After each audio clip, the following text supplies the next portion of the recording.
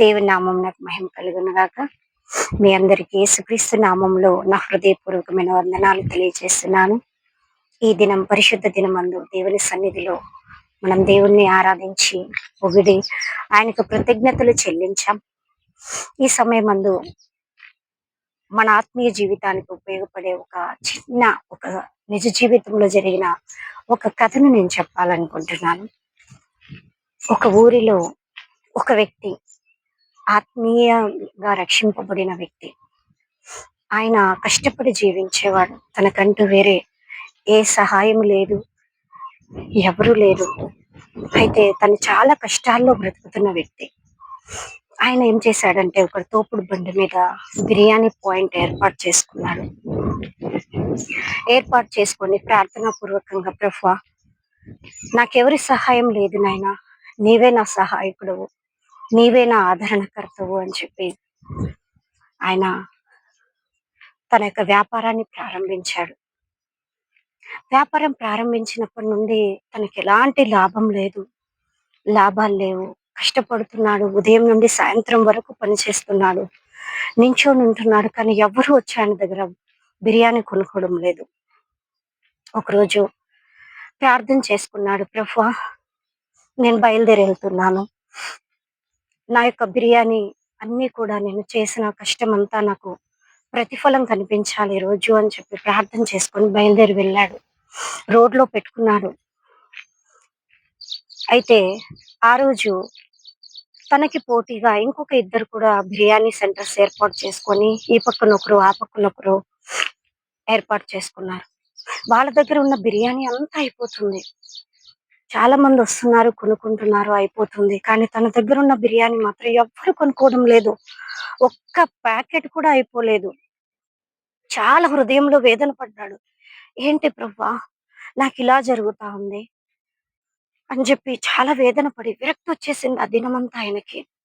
చాలా రాత్రి అయిపోయింది. 9, 10 అవుతుంది. ఎవరు రావట్లేదు.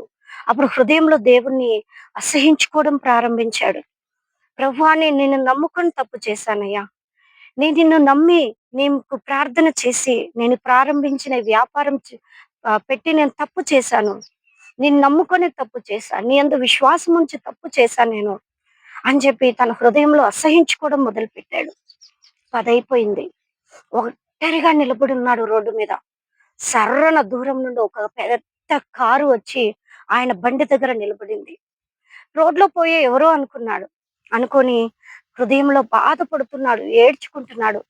ఆ కారులో ఉన్న వ్యక్తి త్వరగా ఆయన దగ్గరకు వచ్చి, ఏంటండి బండిలో ఏముంది అని అడిగితే, సార్, బిర్యానీ ఉంది. అవునా, వెంటనే ఎత్తి నా కారులో పెట్టు. నా నా ఇంట్లో ఒక ఫంక్షన్ జరుగుతుంది. ఆ ఫంక్షన్ లో బిర్యానీ తక్కువ పడింది. నా పరువు పోయేలాగుంది. సమయానికి నువ్వు కనిపించావు. ఈ బిర్యానీ నాకు కావాలి. నీకెంత డబ్బులు కావాలన్నా ఇస్తాను. ముందు ఎత్తి నా కారులో పెట్టు. పదా, నాతో రా అని చెప్పి తను తీసుకొని ఆ కారులో ఎక్కించి తీసుకొని వెళ్ళిపోయాడు. ఆ ఫంక్షన్ లో బిర్యానీ అయిపోయిన ఆ ఫంక్షన్ లో ఈ కంప్లీట్ పాత్ర ఒక్క ప్యాకెట్ కూడా అవ్వలేదు ఆయనకి. ఆ నిండు పాత్ర ఆ ఫంక్షన్ లో ఆ ఫంక్షన్ చేయమన్న యజమానికి అది ఉపయోగంగా మారింది. అప్పుడు తన హృదయంలో ఆ బిర్యానీ సెంటర్ పెట్టిన ఆత్మీయ వ్యక్తి అనుకుంటున్నాడు, ప్రభువా, తప్పు చేశానయ్యా, నిన్ను అసహించుకొని నేను తప్పు చేశానయ్యా. నిజంగా నీ యొక్క కృప, నీ యొక్క ప్రణాళిక ఇదా నా పట్ల?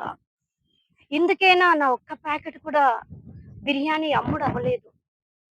ఇందుకేనా నీ ఎంత గొప్పదయ్యా అని చెప్పి తను తాను క్షమాపణ దేవుని దగ్గర అడగడం ప్రారంభించాడు. ప్రభువా, నన్ను క్షమించు.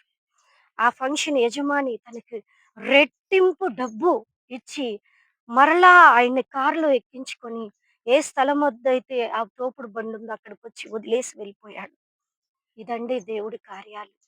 ఆయన కార్యాలు కంటికి కనిపించవు, చెవుడికి వినిపించవు, హృదయానికి అగోచరమైన కార్యాలు దేవుడు మన పట్ల చేస్తాడు. మనం కొంతసేపు సహనంగా ఉంటే దేవుడు మన జీవితంలో ఆశ్చర్యము, అద్భుతము జరిగిస్తాడు. సహనం అనేది మనకు చాలా అవసరం. దేవుడు అంటున్నాడు, ఓపికతో కనిపెట్టండి అని.